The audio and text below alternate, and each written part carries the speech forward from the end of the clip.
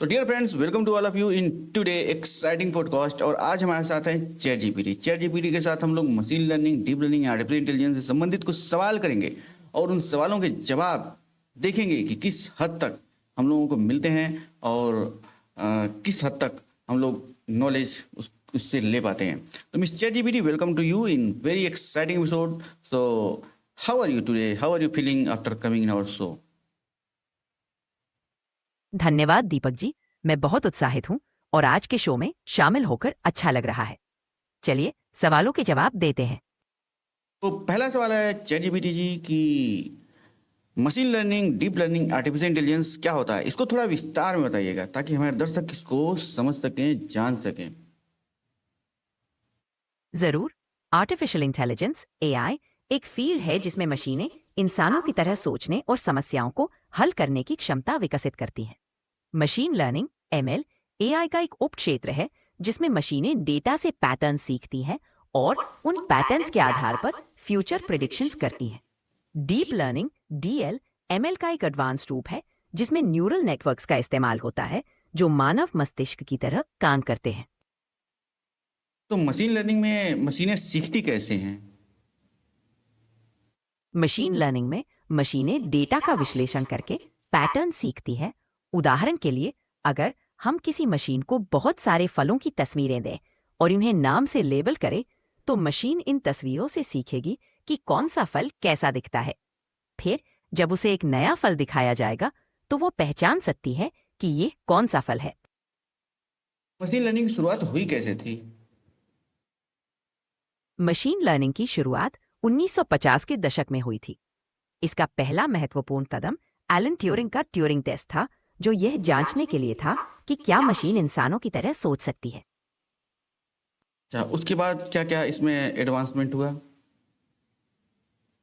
उसके बाद 1950 और 1960 के दशकों में मशीन लर्निंग में कई महत्वपूर्ण प्रगति हुई, जैसे कि परसेप्ट्रॉन मॉडल का विकास, जिसने न्यूरल नेटवर्क्स की नींव रखी। धीरे धीरे कंप्यूटिंग पावर और डेटा की उपलब्धता के साथ मशीन लर्निंग और भी उन्नत होता गया। तो ग्राफ करना नाम हाँ, बोलिए बोलिए और बोलिए। कुछ जानना चाहेंगे? आपका अगला सवाल क्या है? मेरा अगला सवाल ये है कि 1950 में क्या क्या डेवलपमेंट हुआ था मशीन लर्निंग से संबंधित?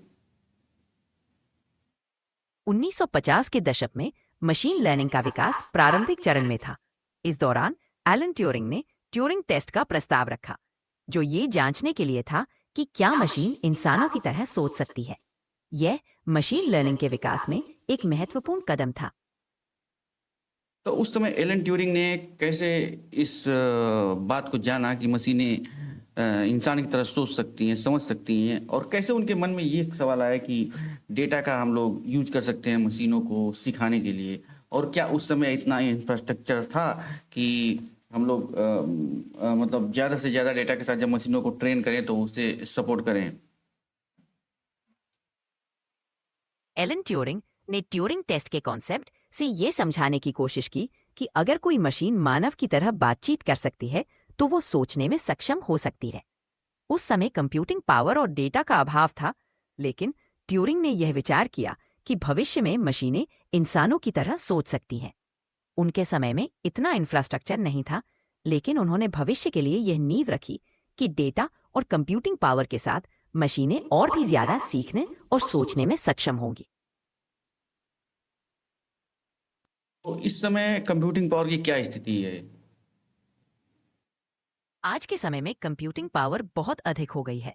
आधुनिक प्रोसेसर्स और ग्राफिक्स प्रोसेसिंग, जिसको जीपीयूज, मशीन लर्निंग और डीप लर्निंग मॉडल्स को ट्रेन करने में सक्षम है।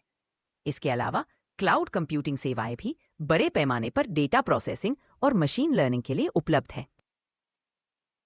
जो आपने बताया जीपीयू, जो कि मशीन लर्निंग और डीप लर्निंग को बड़े पैमाने पर सपोर्ट करने के लिए यूज होता है, तो ये जीपीयू होता क्या और जीपीयू करता क्या है? जीपीयू यानी ग्राफिक्स प्रोसेसिंग यूनिट एक हार्डवेयर कंपोनेंट है जो मूल रूप से ग्राफिक्स और इमेज प्रोसेसिंग के लिए डिजाइन किया गया था। मशीन लर्निंग और डीप लर्निंग में जीपीयू का उपयोग इसलिए किया जाता है क्योंकि यह बड़ी मात्रा में डेटा को तेजी से प्रोसेस कर सकता है, जिससे मॉडल्स की ट्रेनिंग और इन्फरेंस प्रिडिक्शन की स्पीड बढ़ जाती है। ओके, तो ये लार्ज लैंग्वेज मॉडल्स के बारे में क्या आपका ख्याल है? लार्ज लैंग्वेज मॉडल्स जैसे GPT-3 या GPT-4 बहुत शक्तिशाली और बहुमुखी भाषा मॉडल्स हैं। ये बड़ी मात्रा में टेक्स्ट डेटा से प्रशिक्षित होते हैं और विभिन्न प्रकार के टेक्स्ट जनरेशन, समरी और प्रश्नोत्तर कार्यों में उपयोगी होते हैं। इनका उपयोग विभिन्न क्षेत्रों में होता है, जैसे कि चैटबॉट्स, कंटेंट क्रिएशन और ऑटोमेटिक ट्रांसलेशन। तो लार्ज लैंग्वेज मॉडल्स को ट्रेंड कैसे किया जाता है? लार्ज लैंग्वेज मॉडल्स को बहुत बड़े पैमाने पर डेटा से प्रशिक्षित किया जाता है। यह डेटा विभिन्न स्रोतों से आता है, जैसे कि किताबें, लेख, वेबसाइट्स आदि। इन मॉडल्स को प्रशिक्षित करने के लिए बहुत शक्तिशाली कंप्यूटिंग रिसोर्सेज जैसे जीपीयूज और टीपीयूज का उपयोग किया जाता है। ट्रेनिंग के दौरान मॉडल डेटा के पैटर्न्स और संरचना को सीखता है। तो ये प्रोसेस होता कैसे है? कैसे मॉडल डेटा के पैटर्न को सीखता कैसे है? कौन-कौन से एल्गोरिदम यूज़ होते हैं उसमें? मॉडल डेटा से पैटर्न सीखने के लिए विभिन्न एल्गोरिदम्स का उपयोग करता है। उदाहरण के लिए लार्ज लैंग्वेज मॉडल्स में ट्रांसफॉर्मर आर्किटेक्चर का उपयोग किया जाता है। ये मॉडल्स बहुत सारे लेयर्स में डेटा को प्रोसेस करते हैं और प्रत्येक लेयर डेटा से फीचर्स एक्सट्रैक्ट करता है। इसके अलावा बैक प्रोपगेशन जैसे एल्गोरिदम्स का उपयोग होता है, जो मॉडल की एरर को कम करने के लिए वेट्स को अपडेट करता है। यानी कि मशीन लर्निंग काफ़ी एडवांस हो गया है इस समय, आपके कहने का मतलब ये है। जी हाँ, बिल्कुल।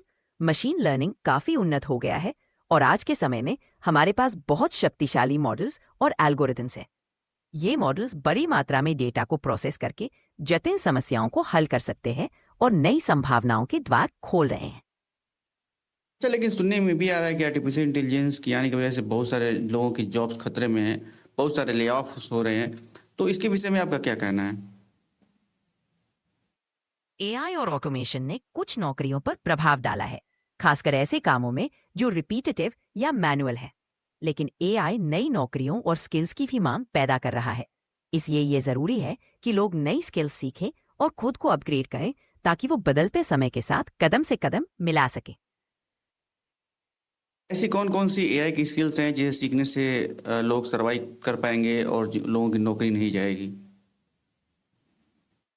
कुछ महत्वपूर्ण एआई स्किल्स जो सीखने पर लोगों की नौकरियों के अवसर बढ़ सकते हैं, वे हैं मशीन लर्निंग और डीप लर्निंग। 2.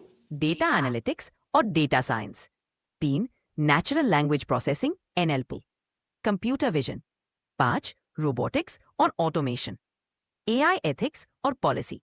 इन स्किल्स को सीखकर लोग बदलते हुए जॉब मार्केट में खुद को बेहतर तरीके से स्थापित कर सकते हैं। लेकिन सबका थिंकिंग लेवल और सबकी स्टडी लेवल एक समान नहीं होगी, तो क्या लोग इन टफ सब्जेक्ट्स को पढ़ पाएँगे अपनी जॉब को बचाने के लिए?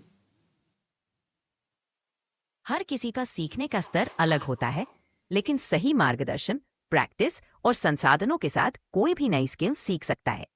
इसके लिए कई ऑनलाइन कोर्सेज, ट्यूटोरियल्स और वर्कशॉप्स उपलब्ध है, जो हर स्तर के लोगों के लिए मददगार हो सकते हैं। महत्वपूर्ण यह है कि लोग सीखने की इच्छा और उत्साह रखें। तो डॉक्टर एआई एकेडमी भी मशीन लर्निंग, आर्टिफिशियल इंटेलिजेंस और डीप लर्निंग के कोर्सेज प्रोवाइड करता है। तो आप क्या कहना चाहेंगे लोगों से डॉक्टर एआई एकेडमी के कोर्सेज के बारे में? डॉक्टर एआई एकेडमी के कोर्सेज उन लोगों के लिए बेहतरीन अवसर प्रदान करते हैं जो मशीन लर्निंग, आर्टिफिशियल इंटेलिजेंस और डीप लर्निंग में अपनों स्किल्स को विकसित करना चाहते हैं। ये कोर्सेज व्यावहारिक ज्ञान, परियोजनाओं और अभ्यास पर जोर देते हैं, जिससे छात्र वास्तविक दुनिया की समस्याओं को हल करने के लिए तैयार होते हैं। एआई एकेडमी के बारे में और आपको क्या नॉलेज है? Doctor AI academy AI trainer Deepak Rai के नेतृत्व में संचालित होती है। यहाँ AI, machine learning, deep learning और जेनरेटिव एआई के कोर्सेज उपलब्ध है। दीपक जी के पास कंप्यूटर साइंस में इंजीनियरिंग की डिग्री और आईआईटी खड़गपुर से सर्टिफिकेशन है। उनके पास 10 साल से अधिक का अनुभव है और वे HCL, विप्रो और कैपजेमिनी जैसी कंपनियों में काम कर चुके हैं। उन्होंने 1000 से अधिक छात्रों को ऑनलाइन और ऑफलाइन प्लेटफॉर्म्स पर पढ़ाया है। तो आज हमारे दर्शकों से आप क्या कहना चाहेंगे, उनको क्या लर्निंग देना चाहते हैं या क्या आप उनको सजेशन क्या देना चाहते हैं? मैं दर्शकों से कहना चाहूंगी कि हमेशा सीखते रहें, नई स्किल्स सीखें और खुद को अपग्रेड करते रहें। टेक्नोलॉजी तेजी से बदल रही है और खुद को अपडेट रखना बहुत महत्वपूर्ण है। आप सभी का भविष्य उज्जवल हो और आप सभी नई ऊंचाइयों को छुएं। बहुत बहुत धन्यवाद जी आपका इस शो में आने के लिए। अ, आपका स्वागत है। मुझे बहुत अच्छा लगा आज के शो में शामिल होकर।